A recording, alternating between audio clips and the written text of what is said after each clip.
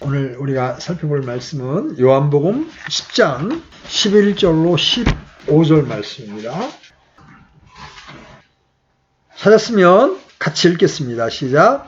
나는 선한 목자니라. 선한 목자는 양들을 위해 자기 생명을 주거니와 목자가 아닌 삭군 곧 양들이 자기 것이 아닌 자는 이리가 오는 것을 보면 양들을 버리고 도망하나니 이가 그것들을 붙잡아가고 또 양들을 해치느니라. 싹군이 도망하는 것은 그가 싹군이므로 양들을 돌보지 아니하기 때문이라. 나는 선한 목자라. 내 양들을 알고 내 양들도 나를 아노라. 아버지께서 나를 알듯이 나도 아버지를 아노니 나는 양들을 위해 내 생명을 내놓느니라.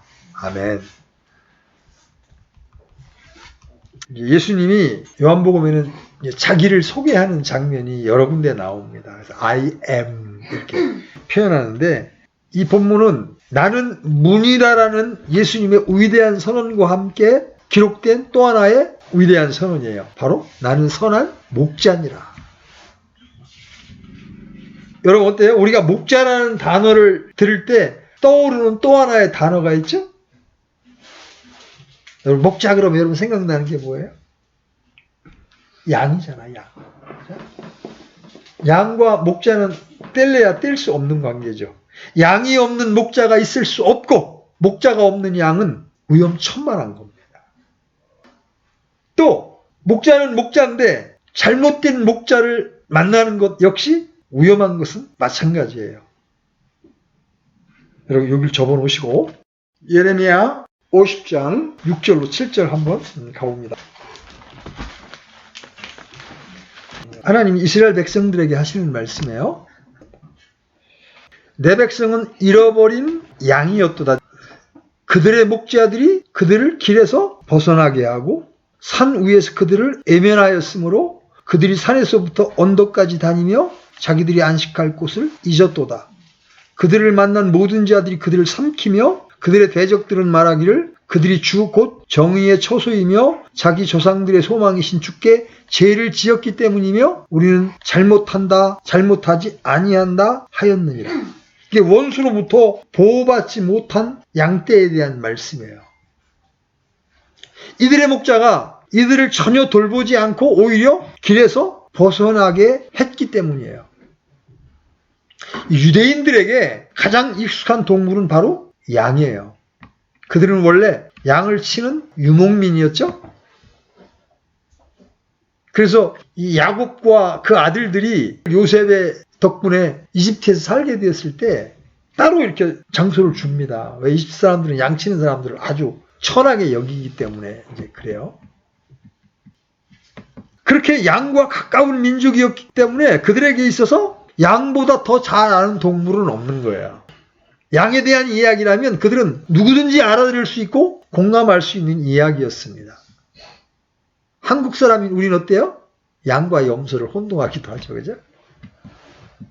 양과는 그렇게 익숙하지 않은 문화 속에서 우리가 살았기 때문에 그래요. 그래서 예수님께서 말씀하시는 이 비유가 우리에게는 금방 머리에 잘 들어오지 않을 수 있어요. 아마 소에 대해서 말씀하셨다면 시골 출신들은 금방 알아들을 겁니다. 말하면 소 풀 뜯기로 이제 어렸을 때 이렇게 동산에 같이 가기도 하고 그랬기 때문에 우리는 언덕에 소를 풀어놓고 아이들끼리 장난을 치고 했던 그런 경험이 있기 때문에 소에 대한 이야기를 하면 잘 알아들어요. 그러나 양 이야기가 나오면 우리에겐 생각나는 게 아무것도 없어요. 그죠? 어렸을 때 뭐 양을 본 적도 없고 누군가 양은 이런 특징을 가지고 있다고 말하면 그냥 그대로 믿는 정도지 뭔가 우리 속에서 우러나오는 그런 경험은 없잖아요. 그죠? 그러나 우리가 한 가지 아는 것이 있습니다. 주인은 개나 자기 소나 개를 알아보고 또 그 소나 개는 자기 주인을 알아봅니다.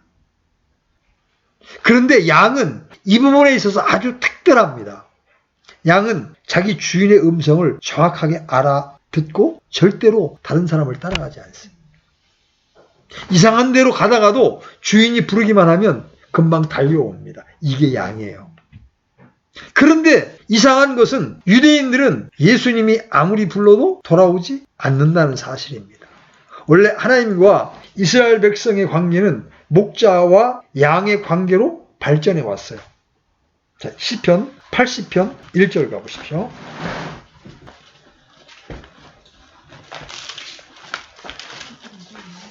같이 읽겠습니다. 시작. 오 요셉을 양떼같이 인도하시는 이스라엘의 목자여, 주는 귀를 기울이소서. 그릇들 사이에 거하시는 주여, 주는 빛을 비추소서. 양떼를 인도하시는 하나님, 이스라엘을 양떼로 말씀하시고 그 양떼를 이끄는 하나님을 목자로 이렇게 표현하고 있습니다. 이스라엘 백성들이 처음부터 지금까지 훈련받은 것은 하나님의 음성을 듣는 것이었습니다. 그들은 어려서부터 하나님의 율법을 듣는 훈련을 받죠. 그래서 12살이 되어서 성인식이 될 때쯤 되면 창세기부터 신명기까지 모세오경을 거의 암송해야 성인식을 통과할 수 있습니다. 그래서 어떤 일이 있어도 하나님의 음성만큼은 알아들을 수 있도록 훈련되어 있었습니다. 그뿐 아니라 하나님께서는 여러 곳에서 자신을 목자로 나타내시고 실제로 지도자도 어떤 사람을 보내요? 목자 출신의 지도자를 보냅니다. 모세와 다윗은 모두 다 목자 출신이죠. 목동이었습니다. 왜냐하면 이들이야말로 이스라엘을 다스리는 하나님의 성품을 가장 잘 보여주기 때문에 그렇습니다. 그러나 예수님께서 유대 사회에서 경험하고 계신 것이 무엇입니까? 그들은 아무리 불러도 돌아오지 않았습니다. 그렇게 많은 기적을 보고 그렇게 많은 말씀을 듣고서도 그들은 주님께 돌아오지 않았습니다. 그들은 계속 싹군 목자들의 가르침을 청종하며 따라갔죠. 여기에 주님의 비통함이 있었던 겁니다. 우리가 읽은 요한복음 10장의 초반부에는 주님께서 자신을 양 우리의 문으로 제시하십니다. 우리가 양 우리의 그 문을 통과할 때 우리는 양의 우리에 속한 사람이 됩니다. 그리고 주님은 우리의 목자가 되십니다.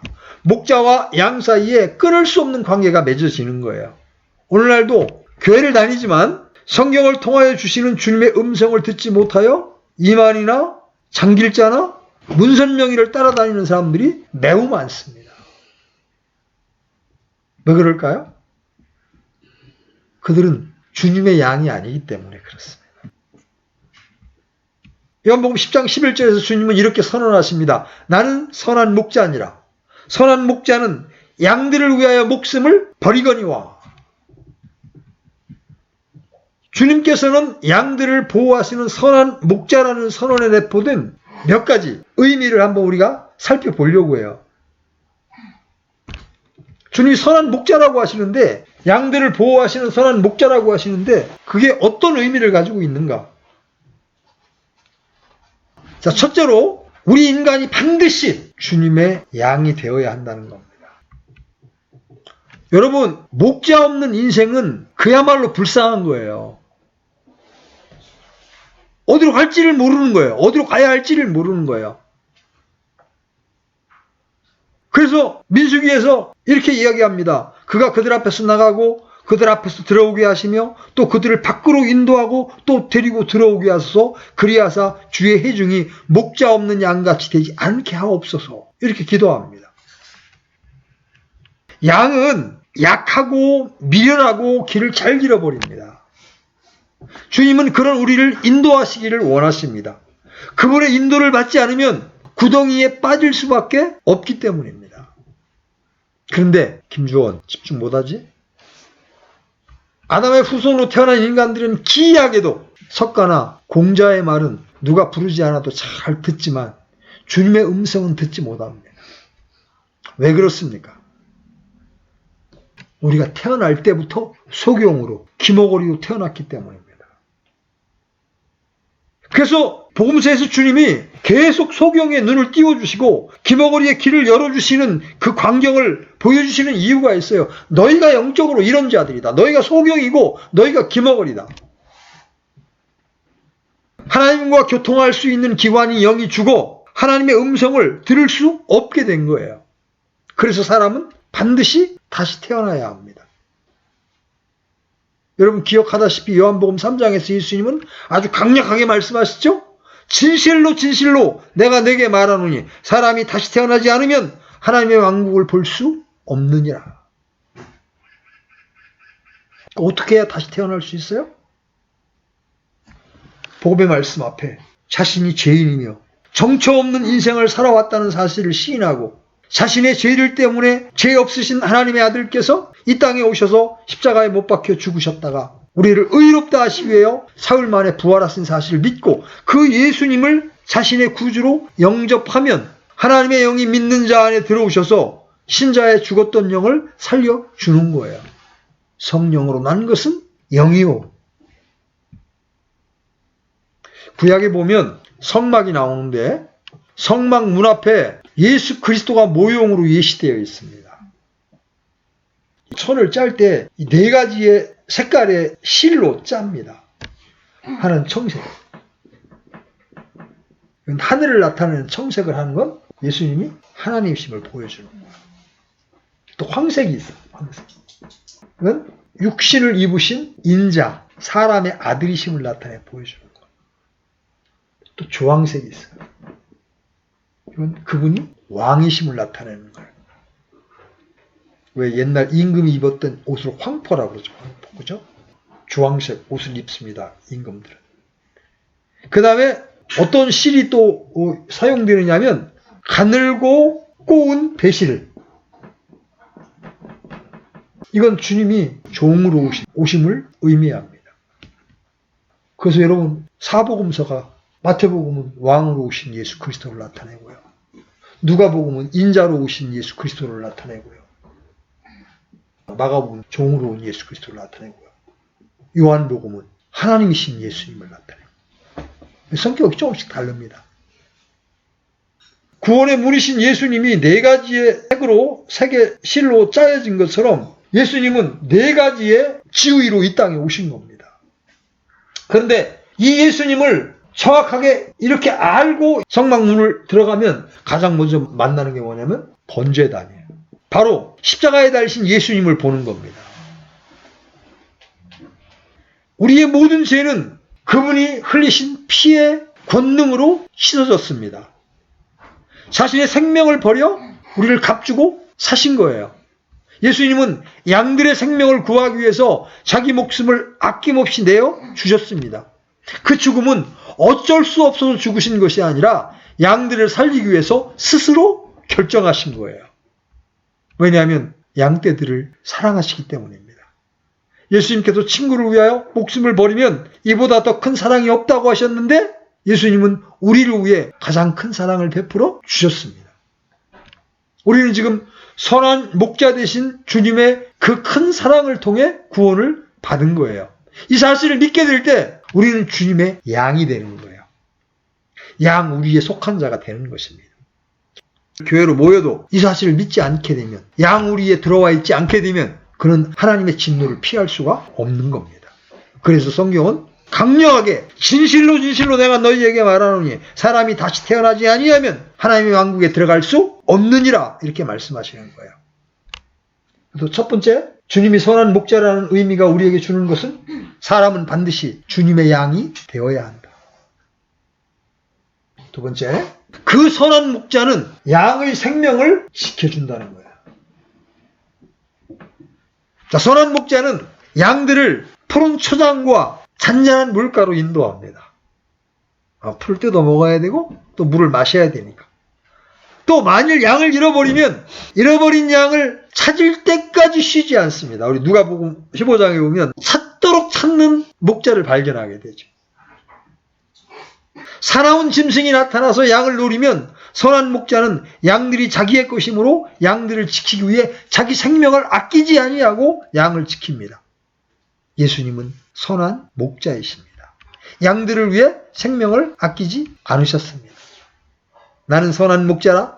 선한 목자는 양들을 위해 자기 생명을 주거니와 목자가 아닌 삭군 곧 양들이 자기 것이 아닌 자는 이리가 오는 것을 보면 양들을 버리고 도망하나니 이리가 그것들을 붙잡아가고 또 양들을 해치느니라. 다윗이 원수에게 쫓기면서도 편안할 수 있었던 이유가 무엇입니까? 다윗은 자기는 양이며 목자가 자기에게 있다는 사실을 알았습니다.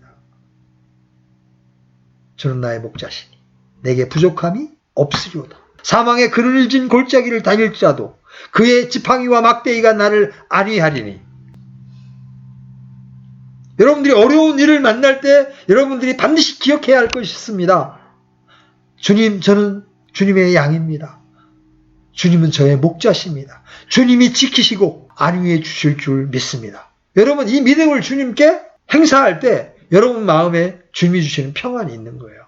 자기 스스로 그 문제를 해결해 보려고 할 때 너무 힘든 겁니다. 해결되지도 않고 힘든 거예요. 그리고 두려운 거예요. 그러나 자신을 양으로 인정하고 선한 목자이신 주님의 손에 자신을 맡길 때 그는 편안할 수가 있었던 겁니다. 다윗이 주라고 부르는 분이 누구예요? 전능하신 여호와 하나님이십니다. 그분이 바로 우리의 목자이십니다. 그 어떤 원수도 주님을 이길 수 없습니다.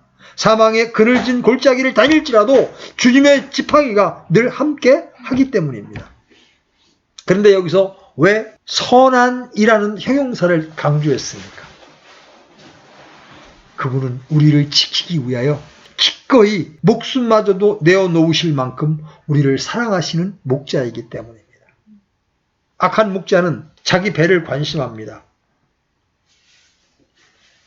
양이 위험에 처하면 제일 먼저 도망갑니다. 선한 목자라는 표현은 싹군과 대비하여 쓰이죠? 싹군은 목자도 아니에요. 양도 자기 양이 아니라고 12절에서 말씀하십니다. 왜냐하면 싹군은 품삯을 위해 일하는 자입니다. 그렇기 때문에 맹수들의 위협이 올 때는 자기 생명을 구하기 위해 양들을 버리고 도망가게 됩니다. 그래서 양을 이리에게 물려가게 하고 흩어지게 만듭니다. 그러나 선한 목자는 양들을 생각하고 양들을 위하여 자기 목숨을 다하여 싸우게 됩니다. 왜 목숨까지 버리면서 그 양을 지키려고 합니까? 양이 자기의 양이기 때문에 그렇습니다. 그리고 그 양을 진정으로 사랑하기 때문입니다. 정말 좋은 목자는 양 한 마리 한 마리에 대해서 너무너무 잘 압니다. 각각의 특성에 따라 이름을 지어주고 그의 모습이나 목소리를 통해서 그의 상태를 압니다. 언제나 세밀하게 관찰해서 돌보아줍니다. 그리고 양에게 생명의 위험이 닥치면 그 양을 위해 목숨을 버리면서까지 양을 보호해줍니다. 이것이 선한 목자입니다. 양도 자기의 목자의 음성과 느낌을 통해서 압니다. 그리고 목자를 신뢰합니다. 그래서 그 목자의 음성을 들으면 편안하고 안심이 되고 그 목자의 음성을 듣고 어디든지 따라갑니다. 그러나 다른 목자의 음성을 듣게 되면 양은 오히려 불안을 느끼고 도망을 하게 됩니다. 이것이 선한 목자와 양의 관계예요. 예수님은 선한 목자로서 양이 된 우리를 잘 알고 계십니다. 하나님 아버지와 예수님의 관계처럼 예수님께서도 우리를 너무나 잘 알고 계세요. 여기서 안다는 것은 그저 이론적으로 안다는 것이 아니고 경험적으로 깊은 관계 속에서 아는 것을 말합니다. 깊은 교제가 계속되면 눈빛만 봐도 서로를 아는 것처럼 예수님은 우리의 속 생각이나 아픔이나 괴로움이나 우리의 모든 것을 다 알고 계십니다. 그러나 바리새인들은 정작 중요한 것, 즉 양들의 영적인 상태에 대해서는 철저하게 무관심했죠. 사람들이 어디를 향해 가고 있는지, 그들이 마지막 영원한 운명의 장소가 어디인지, 이렇게 한 사람 한 사람의 영혼에 대한 진정한 관심을 상실한 기독교, 이것이 변질된 기독교입니다. 예수님께서는 선한 목자이심으로 우리의 출신, 배경, 환경, 능력을 따지지 않습니다. 우리 자신의 과거가 어떻든 현재가 어떻든 상관없이 모든 사람은 예수님의 양이 될 수 있습니다. 우리가 그분의 양이 된다면 그분께서 우리를 끝까지 지키실 겁니다. 예수님께서 나의 목자가 되신다면 이보다 안전할 수 없습니다. 우리가 예수님을 믿었을 때 우리에게 선물로 주신 영원한 생명을 잃어버리지 아니하고 지켜지고 있는 것은 누구 때문입니까? 우리의 확고부동한 결심 때문입니까? 아닙니다. 목자 되신 주께서 우리를 보호하심으로 가능한 겁니다. 내가 하나님을 붙들고 있는 것처럼 생각하지만 실제로는 하나님의 손이 나를 붙들고 있는 겁니다. 한번 구원받으면 그 구원은 결코 잃어버려질 수가 없는 거예요. 그래서 복음주의적인 그리스도인들은 한번 구원받으면 영원히 그 구원은 내 것이다라고 신앙 고백을 했습니다. 그것은 우리가 이 구원을 지키기 위해서 철저하게 신앙생활을 하기 때문이 아니라 나를 구원하신 주님이 계속 내 구원을 지키시기 때문에 그렇습니다. 그분의 사랑, 그분의 은혜, 그분의 약속이 내 구원을 보장합니다. 본문의 메시지를 계속 읽어보면 그 사실이 분명하게 드러납니다. 여러분 요한복음 10장 28절 가보세요. 요한복음 10장 28절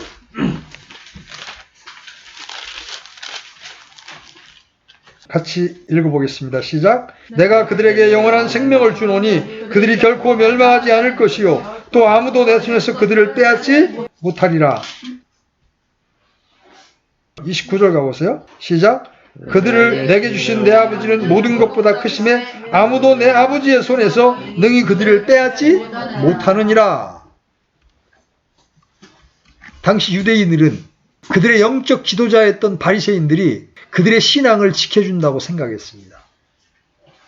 바리새인들이 제시하는 여러 가지 요구의 수준들을 지키려고 애쓸 때 그 노력에 의해서 하나님과의 관계가 지켜진다고 믿었습니다. 이런 상황에서 나는 선한 목자니라는 예수님의 선언은 당시 바리새인들의 가르침을 뒤엎는 것이었습니다. 우리의 신앙과 우리에게 허락된 영원한 생명을 지키는 것은 하나님 자신의 주권입니다. 주님께서 우리를 지키십니다. 우리가 아버지의 손에 들어가 있을 때 아버지께서 우리를 지키심으로 이 구원이 영원한 거예요. 양은 아주 약한 동물입니다. 모든 동물은 저마다 자기를 보호할 수 있는 보호책을 가지고 있습니다. 어떤 곤충이나 동물들은 주변에 자기 색상과 비슷한 보호색을 가지고 있어서 그것으로 자기를 지키기도 합니다.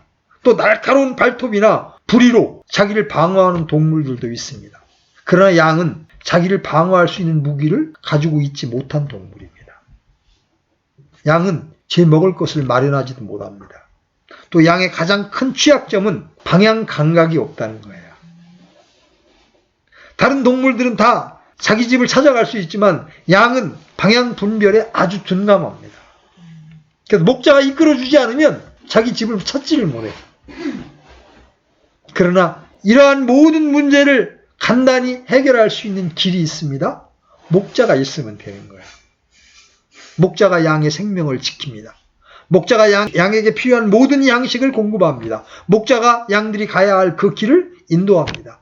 진리의 말씀으로 우리의 영적인 양식을 공급하시고 성령을 통해서 날마다 우리의 삶을 인도하시는 그분은 아직도 우리 인생길에 우리의 선한 목자가 되십니다. 그런데 양은 철저하게 의존적인 동물이면서도 독립적인 행세를 하려고 한다는 거죠. 누구와 같습니까? 바로 우리 인간과 같습니다. 이런 모습을 이사야 대언자는 이렇게 표현하죠. 우리는 다 양 같아서 길을 잃고 각각 자기 길로 갔거늘.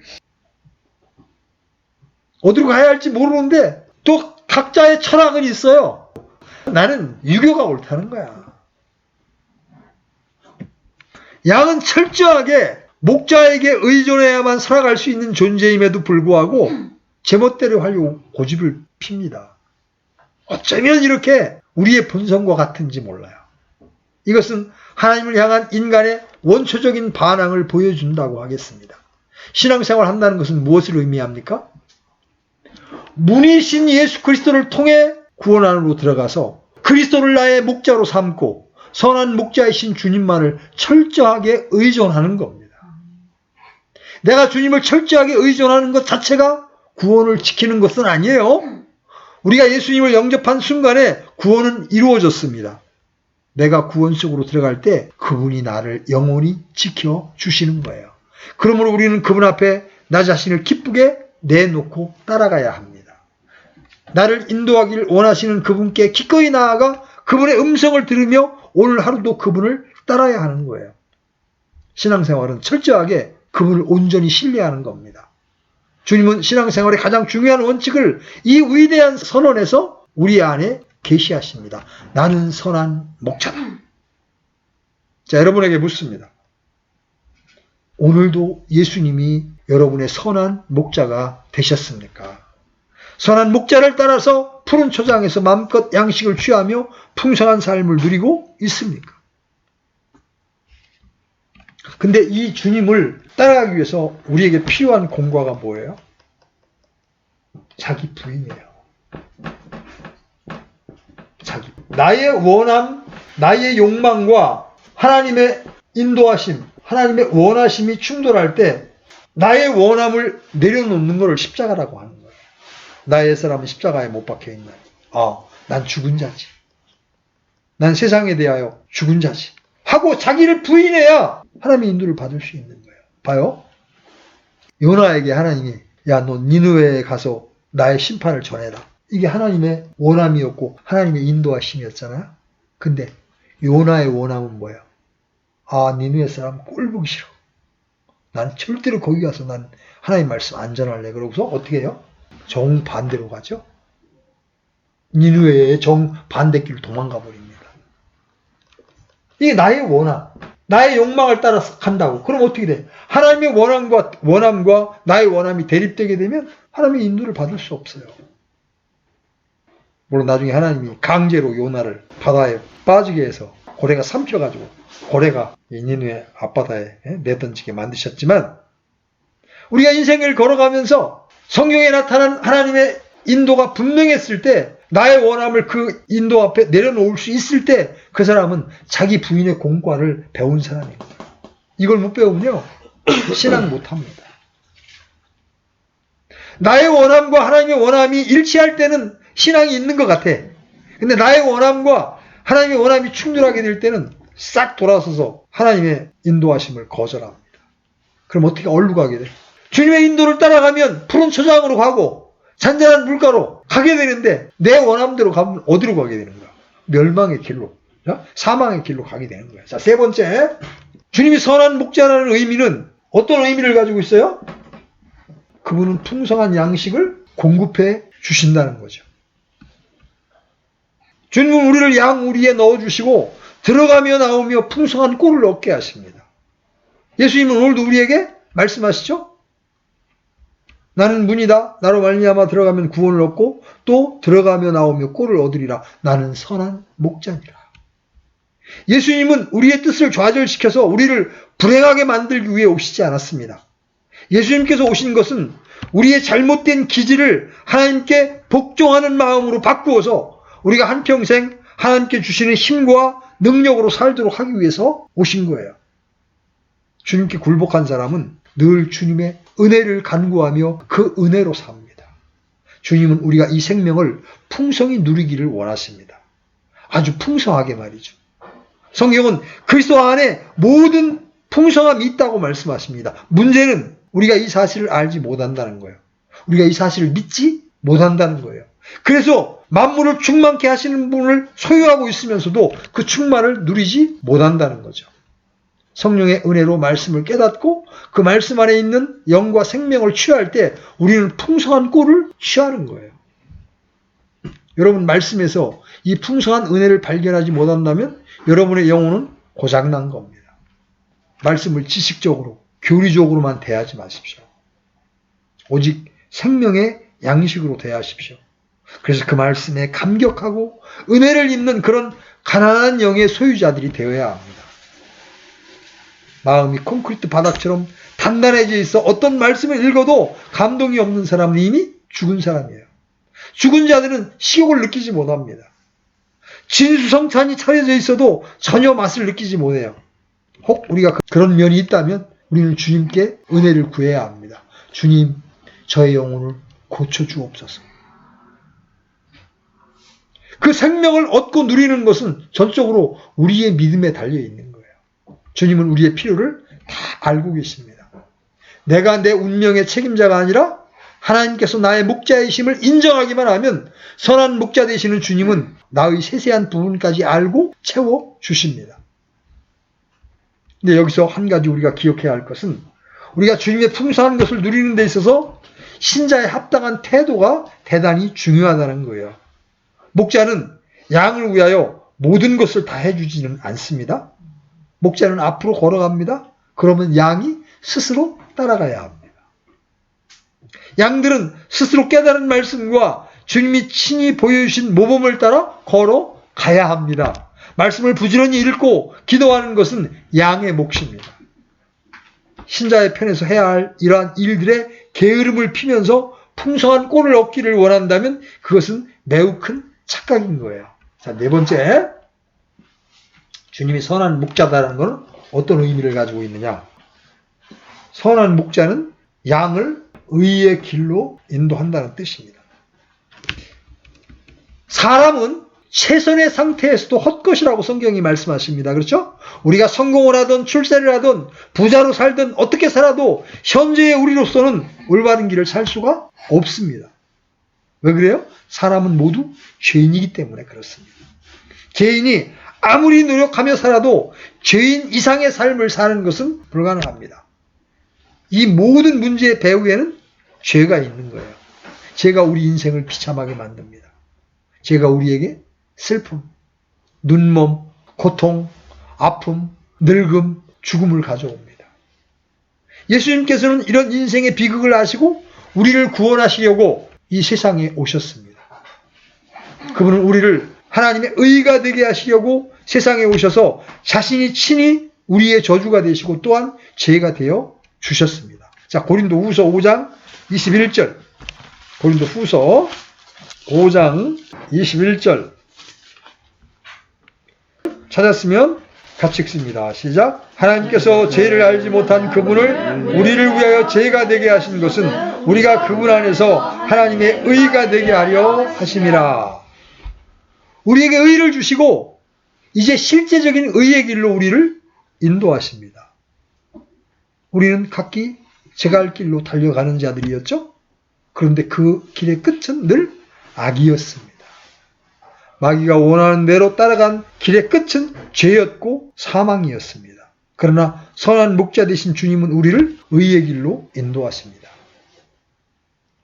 시편 23편에 그런 말씀이 있죠. 그분께서 나를 의의 길로 인도하시는도다.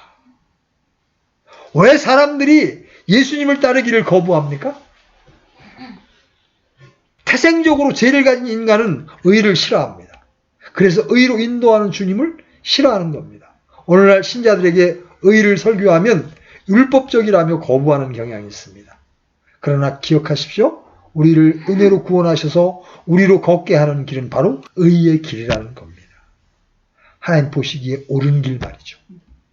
이를 위해서 여러 모양의 시험과 환경을 통하여 하나님은 우리를 부수십니다. 우리 중심이 변하지 않으면 그분의 인도를 따를 수 없어요. 은혜로운 말씀을 듣는 것에서 나아가 의의 말씀을 순종하는 데까지 나아가기를 원하십니다. 다섯 번째, 주님께서 선한 목자라는 것도 어떤 의미를 가지고 있느냐? 우리가 또 다른 목자가 되어야 한다는 겁니다. 분명히 목자는 한 분이십니다. 그러나 주님은 부활하신 후 양치는 일을 제자들에게 맡기시죠. 또한 베드로 사도는 장로들이 신자들을 돌볼 때 목자의 심정으로 하라고 권면하고 있습니다. 이를 통해 우리가 주님처럼 완전한 목자는 아니지만 주님의 심정으로 다른 혼들을 돌보고 붙들어주는 책임이 우리에게 주어진 것을 알 수가 있어요. 그래서 베드로는 이렇게 말합니다. 너희 가운데 있는 하나님의 양떼를 먹이고 감독하되 억지로 하지 말고 자진해서 하며 더러운 이익을 위해 하지 말고 오직 준비된 마음으로 하며. 사역자도 사람입니다. 그죠? 그러니까 경제적인 필요가 있을 수 있어요. 이제 그런 것들을 회중들과 잘 상의해서 하면 되는데 때때로 어떤 분들은 교회에서 사용하고 남은 모든 재정은 나한테 보내라. 이렇게 해가지고 이제 교회가 뭐 산산조각 난 경우, 그것도 킹김에서 일어나는 일입니다. 그게 더러운 이익을 탐하기 시작하면 심지어 이제 대형교회 같은 데는 자꾸 세습을 하려고 하는 이유가 바로 그런 것들 때문에 일어나는 일이거든요. 또 베드로는 이렇게 말합니다. 하나님의 상속 백성 위에 주인처럼 군림하지 말고 오직 양떼에게 본이 되라. 군림하려고 하는 사람이 많아요. 그렇게 되면 이제 니골라당이 되는 거예요. 그러면 우리는 어떻게 이 일을 할 수 있습니까? 우리는 다른 사람의 본질적인 필요를 깊이 생각할 수 있어야 합니다. 우리는 사람들이 나에게 이것이 필요하고 저것이 필요하다고 외치는 것이 그의 본질적인 필요가 아니라는 사실을 기억해야 합니다. 가장 기본적인 필요는 그들이 알지 못하는 데 있습니다. 그것은 하나님과의 관계예요. 우리와 하나님이 원수되었던 관계가 바르게 되는 것보다 더 긴급한 필요는 없습니다. 우리는 다른 사람들이 어려움을 외면해서는 안 될 겁니다. 배고픈 자에게는 먹을 것이 필요하고 소외된 자에게는 위로가 필요할 겁니다. 그러나 그것이 채워진다고 해서 그들이 결코 행복할 수는 없다는 사실을 알아야 합니다. 오히려 그들에게 그것이 채워졌을 때 더 교만해져서 더욱 자신을 잃어버리는 경우도 많아요.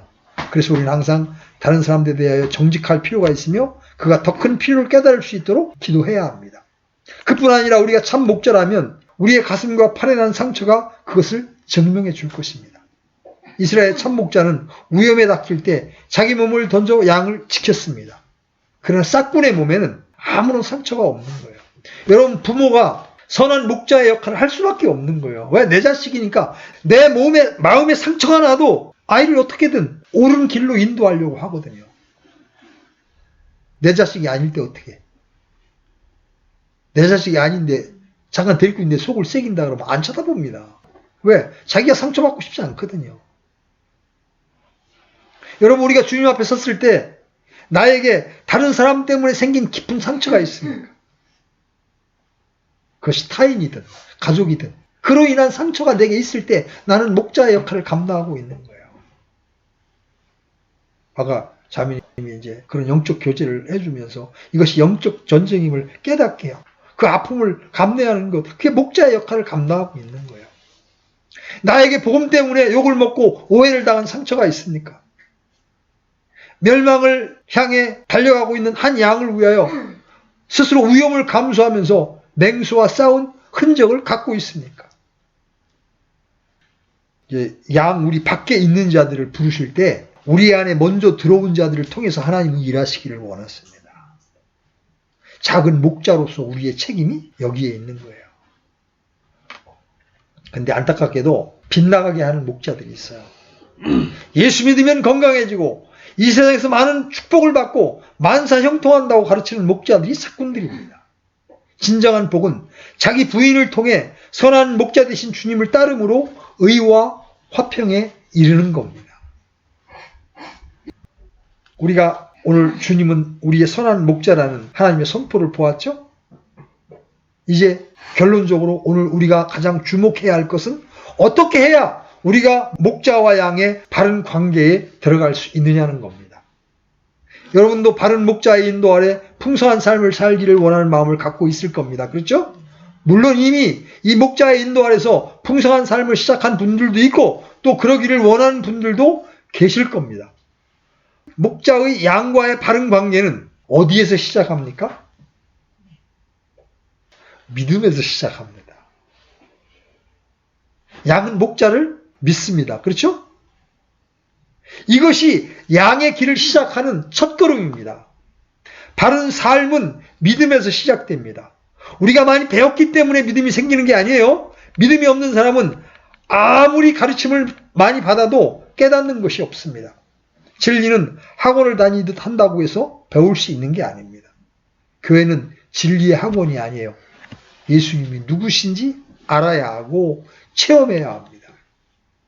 제가 혼들을 겪으면서 내린 결론이 있습니다. 신학원이나 성경학교에서 성경을 지식으로 배운 사람들이 가장 교회의 파괴자들이 될 수 있다는 겁니다. 배운 지식과 교리로 다른 사람과 교회를 판단할 뿐 자기를 통하여 목자를 따르려 하지 않는다는 겁니다. 그러면 도대체 믿음은 무엇이고 이것은 어떻게 생기는 겁니까?